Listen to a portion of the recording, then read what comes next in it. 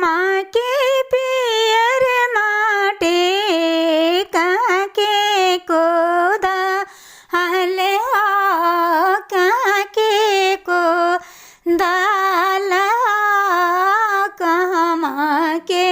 पाँच सुहागिन माटी कोड़े जास हा कामा के पाँच सुहागिन माटी कोड़े जास हा कामा के पाँच सुहागिन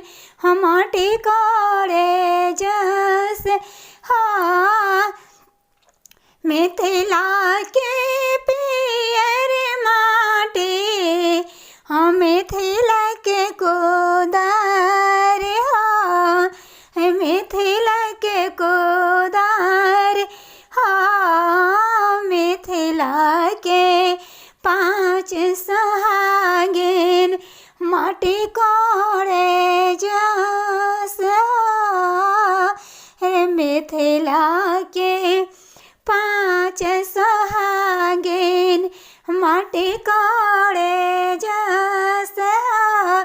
माटी के कोड़ैया भाभी काने गादे रे माटी के कोड़ैया भाभी काने गादे तोहरो के देवै नानाद सोने के चायना तोहरो के देवै नानाद गला के हर हवानन दोई के देवै नानाद हंस राजा घोड़वा नन दोई के देवै नानाद हंस राजा घोड़वा अरे कामा के पियर माटी कहाँ के कोदाल हो अरे कहाँ के को दाल कामा के पाँच सुहागिन माटी कोड़े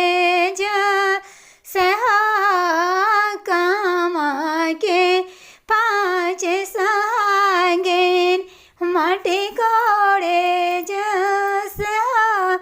मिथिला